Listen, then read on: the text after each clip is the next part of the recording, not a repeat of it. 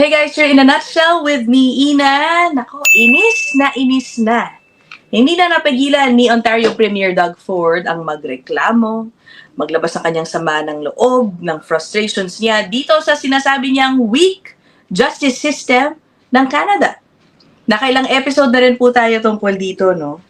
We discussed how many Canadians like him are frustrated, nagagalit sa tuwing nakakarinig tayo ng balita na itong mga nahuhuling, suspected criminals involved in serious offenses, ang bilis lang nakakalaya. Diba? Ganun-ganun lang. Hindi man lang nakatikim ng ni isang linggo behind bars.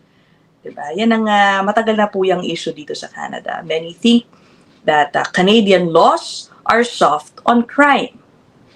At eto na nga, medyo na-trigger itong si Doug Ford sa latest case na nakitaan ng ganito. Nahuling mga kriminal, suspected illegal drug smugglers na ayun, nakalaya na naman. Ilang araw lang matapos silang mahuli at makasuhan. Sige, puntahan muna natin itong report na yan. This is, ayan. Yeah, nako. Ito yung mga na-charge, guys. So, siyam na kalalakihan ang nahuli about a week ago in the Peel region in Ontario. $50 million worth of cocaine. Almost 500 kilos of cocaine po ang nahuli sa kanila. And it turns out to be the biggest drug bust ever in the Peel region. So, ayun, nakasulat po, 9 men were charged. So, nagkaroon po ng press conference itong si Doug Ford. At doon, napag-usapan ang nangyari dito. Siyempre, successful operation. Which, by the way, hindi lang po local law enforcement ang involved. They worked with US counterparts po nila, no? Kasi nga, ang tinatawag pa itong isang transnational criminal syndicate. So, I would assume, malaking effort, no? A lot of resources were poured into surveilling these people, conducting this operation. Nahuli naman. So, successful, ano? Yun nga lang, a few days later, ang kinaiinis ni Doug Ford ay dun daw po sa siyam na nakasuhan, isa na lang ang nakakulong. Halos lahat nakalaya, out on bail. So, yan ang kanyang kinabubuisit. Hindi niya nga napigilan ang kanyang pag-rant.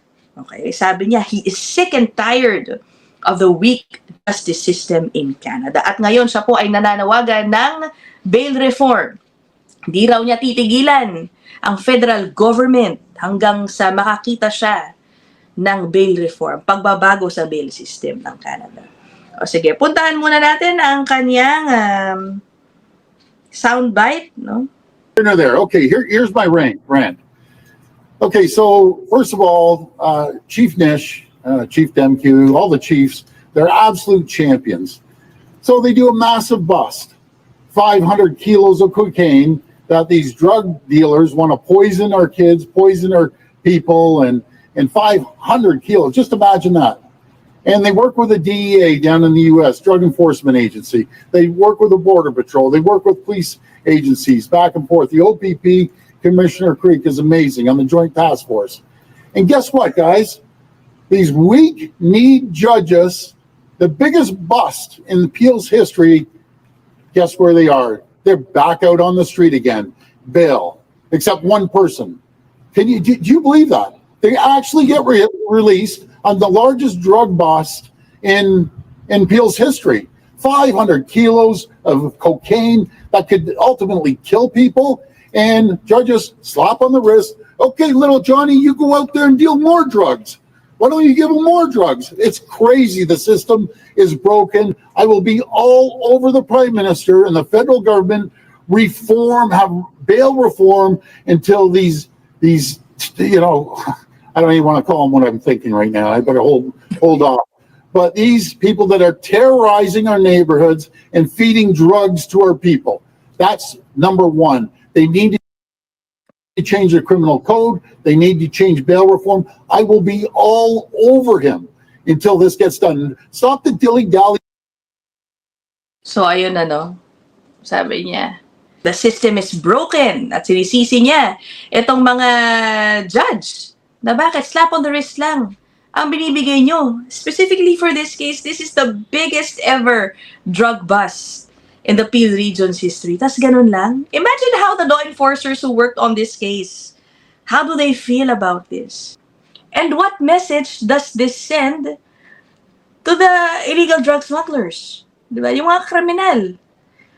Imagine the biggest ever drug bust. Oh, almost 500 kilos ng cocaine ang nahuling bitbit nila, nakalaya.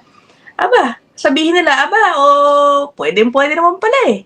'Di ba? Paano pa kami na hindi naman naabot ng 500 kilos ang bitbit? Lalo siguro kaming mapapalaya ng ganun-ganun lang. But it really is frustrating, 'di ba? It really is frustrating. Na ngayon, puntahan natin itong next soundbite ni Doug Ford, Sa totoo lang, I'm liking his candor, yung pag-express niya ng kanyang inis dito. Ngayon, I'm sure you've heard of some stories. O baka meron din kayong ma-share, guys. Ilagay nyo dyan sa comment section. Stories of, let's say, a homeowner. Pinasukan ng magnanakaw. Tapos, kung lumaban siya, sabi mo, naglabas ng kutsilyo, nadaplisan yung isang magnanakaw, na siya pang may-ari ng bahay ang kakasuhan ng magnanakaw. Anyway, he is bringing up a similar story in this next soundbite, You hear about the guy that these thugs came up, ready to steal his car. They're all in their masks and everything. So I guess he was a hunter or something. He shot up in the air. I don't recommend that, by the way.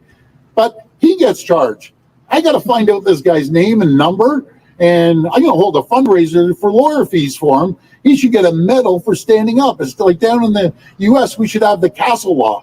Someone breaks into your house. I know any of these people here. Someone breaks into your house and they're coming after your kids and you're coming after your spouse. You're going to fight like you've never fought before. You're going to use anything that you have, be it weapons, baseball bats, knives. You're protecting your family. These thugs shouldn't be coming in there. Now, I'm going to tell you a story. Probably getting Totoo, di ba? Imagine kung nandun ka na sa loob ng bahay mo, may anak ka doon, di ba? Ako kunyari, ang bata-bata pa nung anak ko. Automatic, I will feel threatened kahit wala pa silang kunyari may pumasok na magnanakaw sa bahay ko. Kasi according to law, sinasabi nila, pwede ka namang lumaban. Pero kailangan mo i-assess yung sitwasyon and deal with them with a reciprocal force. Parang gano'n, Tama ba yung term ko? Kung ano yun, hihintayin ko pa na masaksak ako bago ko sa labanan.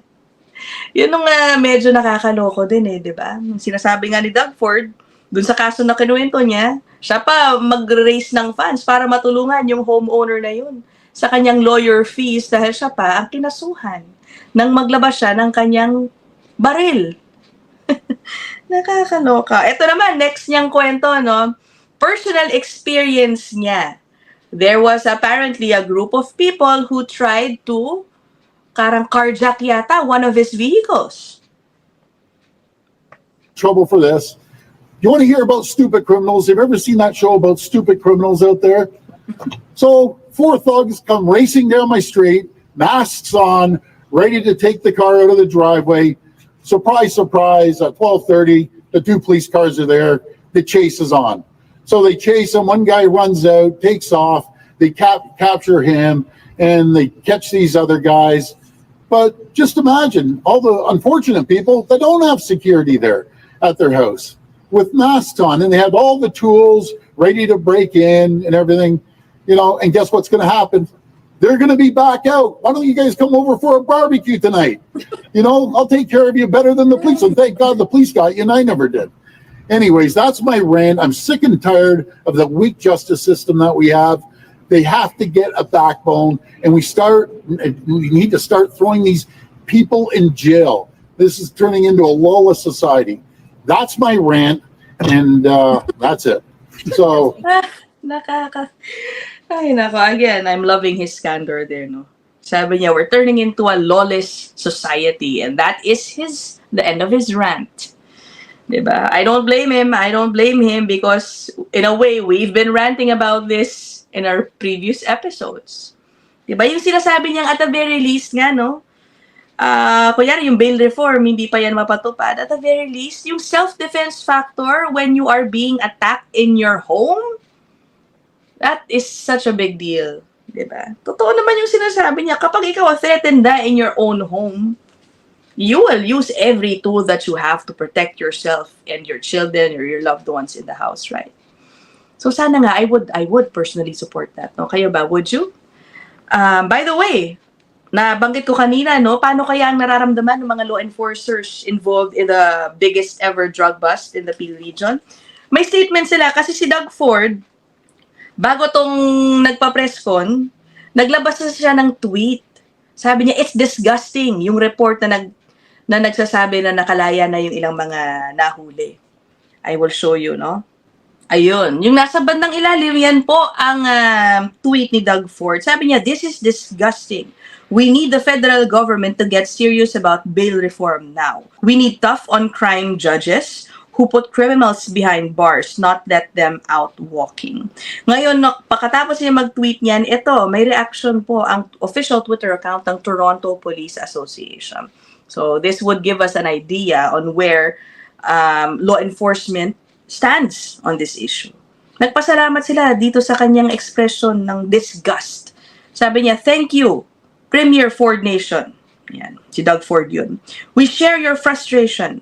Our members and officers across the province do tireless, often dangerous work to get violent offenders off the streets, only to see them walk free days later.